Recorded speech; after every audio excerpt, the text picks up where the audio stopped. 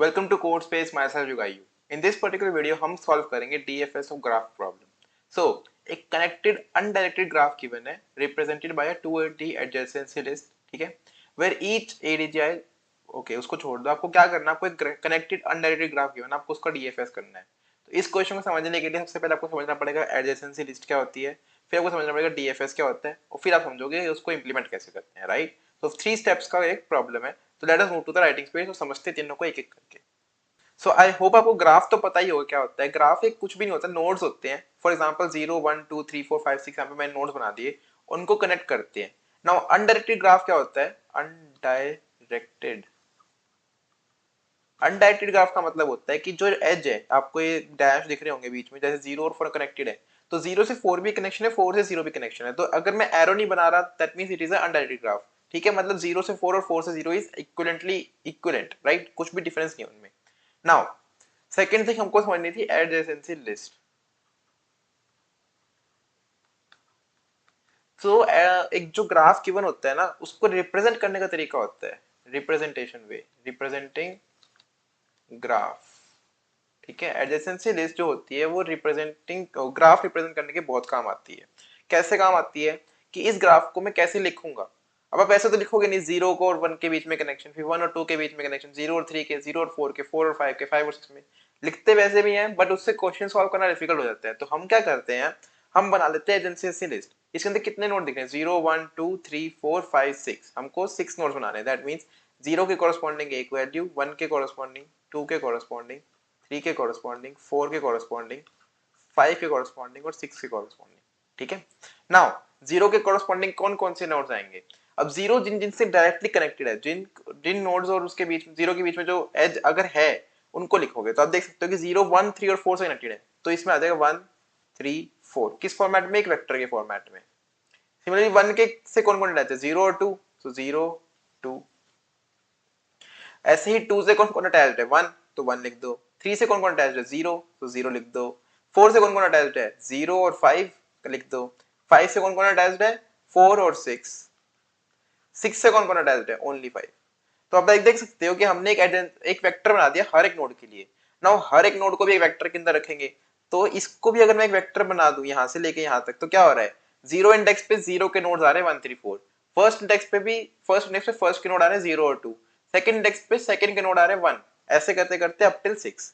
ठीक है. तो एडजेसेंसी लिस्ट कुछ नहीं, ग्राफ को रिप्रेजेंट करने का एक कन्वीनियंट वे है. ठीक है, तो हमने इनडायरेक्ट ग्राफ समझ लिया, एडजेसेंसी लिस्ट समझ लिया. सो अब हम समझते हैं डीएफएस के बारे में, राइट? डीएफएस क्या होता है? एक ट्रैवर्सल टेक्निक है. ट्रैवर्सल एज इन, जैसे कि हमने एरे पे आए थे, तो हमने एरे को एक लूप लगा के ट्रैवर्स किया था सारे एलिमेंट्स, राइट? फिर हमको लिंक लिस्ट ट्रैवर्स करनी थी ताकि हमको लिंक लिस्ट के सारे एलिमेंट्स पता चले. तो उसके लिए हम क्या कर रहे थे, हम एक टाइम पॉइंटर बना रहे थे जो हेड पे जा रहा था, फिर जब तक वो नल नहीं होता था तब तक उसको नेक्स्ट करते रहते थे और फिर ट्रैवर्सल कर पा रहे थे. सिमिलरली ग्राफ को भी तो ट्रैवर्स करना पड़ेगा ना, to know something about data structure. Data structure क्या है? एक तरीके से डेटा को रखने के लिए हमने उसका कन्वीनियंट स्ट्रक्चर बना दिया, right? Now to represent the data, हमने वो डेटा का स्ट्रक्चर बना लिया. बट अगर उस डेटा को हम ट्रैवर्स ही नहीं कर पा रहे, तो हम उससे यूज नहीं कर पाएंगे, तो डेटा स्ट्रक्चर बनाने का फायदा ही क्या था? तो डीएफएस ऐसे ही एक होता है बीएफएस. ठीक है, ये दो टेक्निक्स होती है, पॉपुलर टेक्निक्स है to traverse the graph. Normally जो सारे प्रॉब्लम्स आते हैं ना ग्राफ के, वो डीएफएस और बीएफएस से ही होते हैं. आपको दिमाग लगाना होता है कि कहाँ पे आपको बीएफएस यूज करना है, कहाँ पे आपको डीएफएस यूज करना है. अभी के लिए हम समझेंगे डीएफएस क्या होता है. डीएफएस होता है कि आप एक नोड से चालू करो, start from a node, right? go to its connection go to its connection and keep going down, keep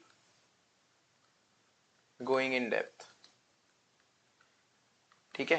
DFS का फुल फॉर्म भी होता है डेप्थ फर्स्ट सर्च.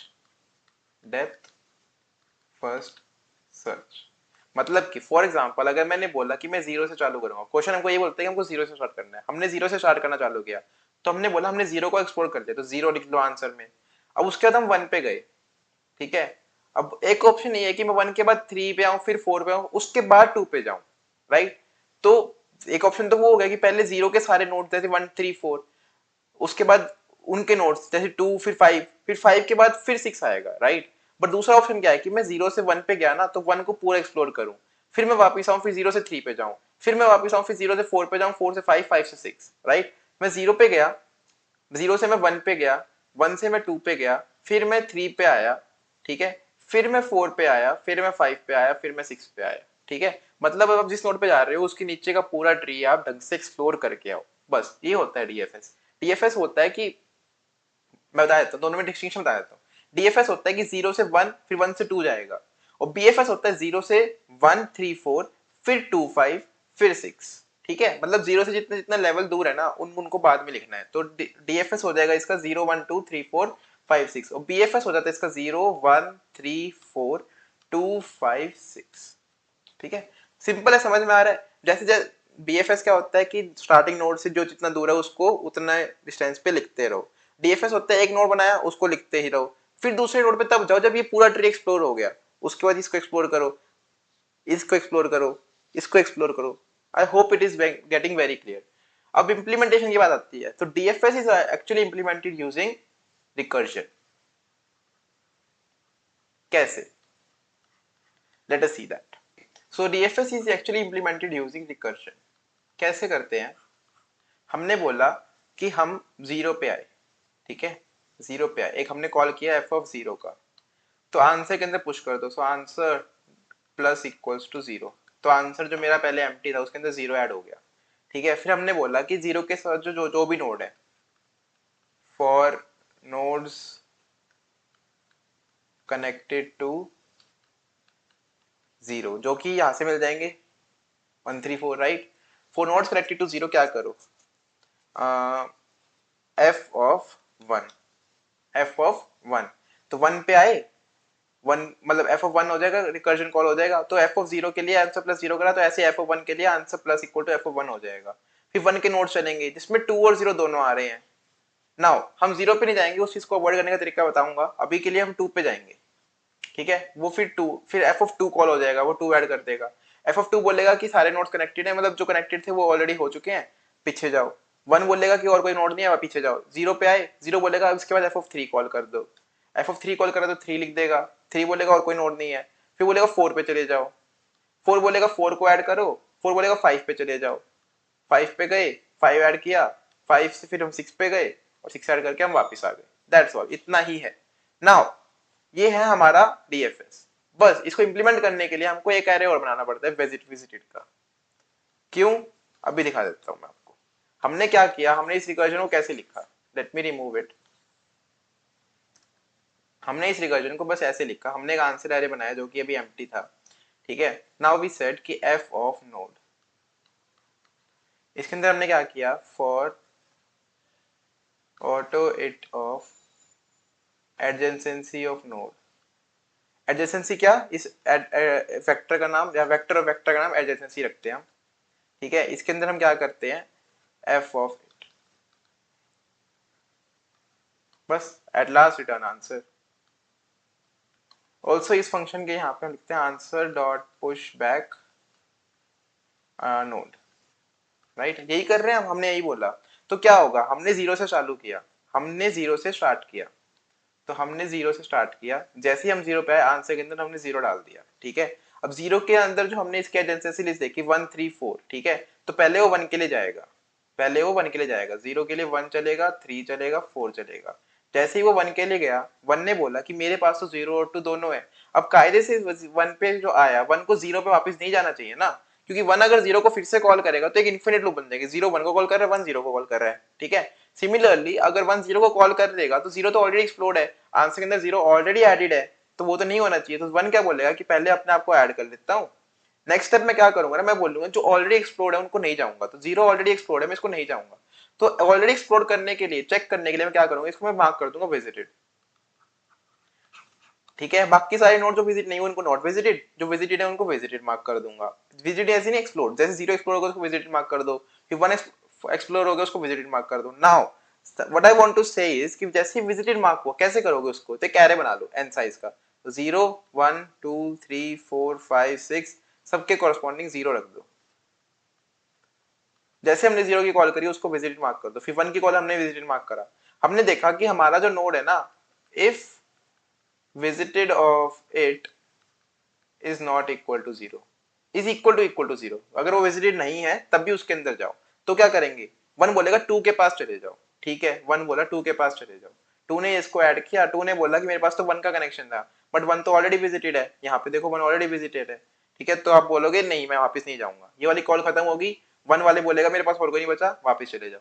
0 बोलेगा कि 3 के पास चले जाओ अब, क्योंकि 3 अनविजिटेड है अभी भी, राइट, 3 अनविजिटेड है। 3 बोलेगा कि मैं तो अपने आप को ऐड करूंगा, पहले विजिटेड में 1 करूंगा, उसके बाद बोलूंगा कि 0 मेरे पास कनेक्शन है, बट 0 बोलेगा मैं तो ऑलरेडी विजिटेड हूँ, वापस मत आओ। फिर बोलेगा कि 4 के पास चले जाओ, हम 4 के पास आए, 4 ने अपने आप को ऐड किया, इसको यहाँ पे 1 किया, फिर 4 बोला मेरे पास तो 0 और 5 है, 0 तो ऑलरेडी विजिटेड है, तो 5 पे चले जाओ। 5 पे आए, 5 बोलेगा मेरे पास तो लाइक पहले अपने आप को ऐड करेगा, फिर अपने आप को 1 करेगा, फिर बोलेगा मेरे पास 4 और 6 है, 4 ऑलरेडी विजिटेड है, 6 पे चले जाओ। 6 पे आए, 6 को 1 करा, एंड 6 बोलेगा कि मेरे पास 5 है, 5 ऑलरेडी विजिटेड है, तो कुछ नहीं करो, यहाँ पे चले जाओ, यहाँ पे चले जाओ, यहाँ पे चले जाओ।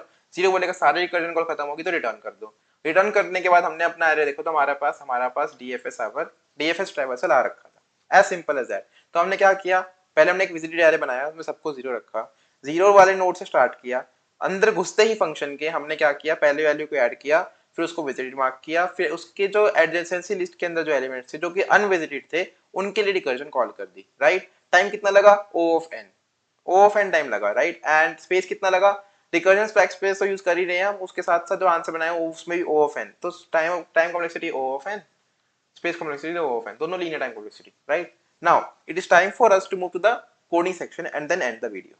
So here's the coding section, but before moving on, it's my sincere request कि अगर आपने सब्सक्राइब ना किया तो प्लीज सब्सक्राइब कर देना।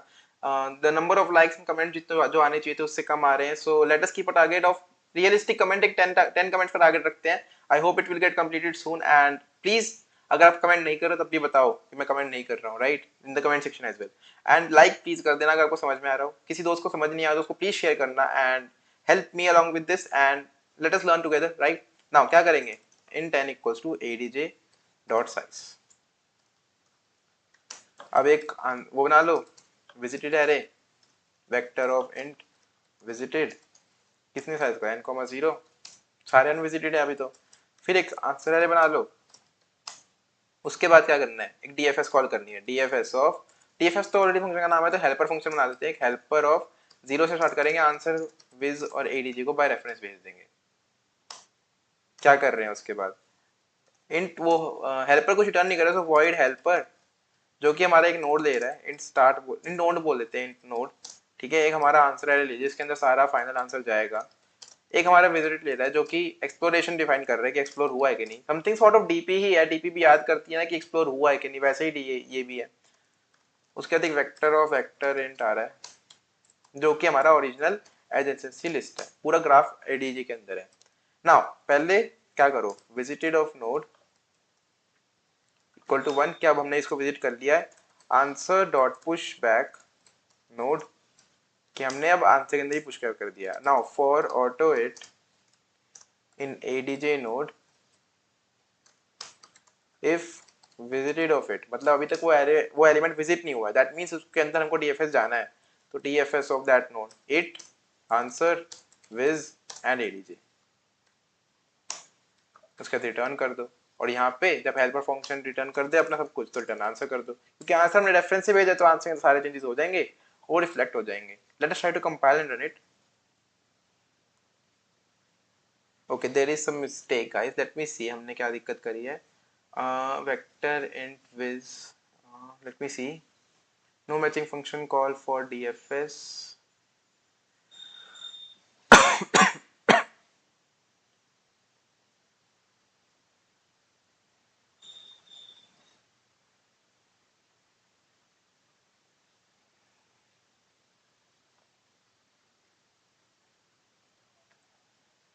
ओके सो मेरे को दिख गया, मैंने गलती से dfs लिख दिया है, इसकी जगह हेल्पर लिखना था।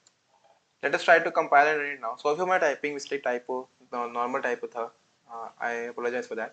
Now it is working fine, submit करते हैं and I hope it will get accepted, getting accepted. So thank you for watching, hope you liked it, and please make sure to like and subscribe to the channel. Thank you, have a nice day.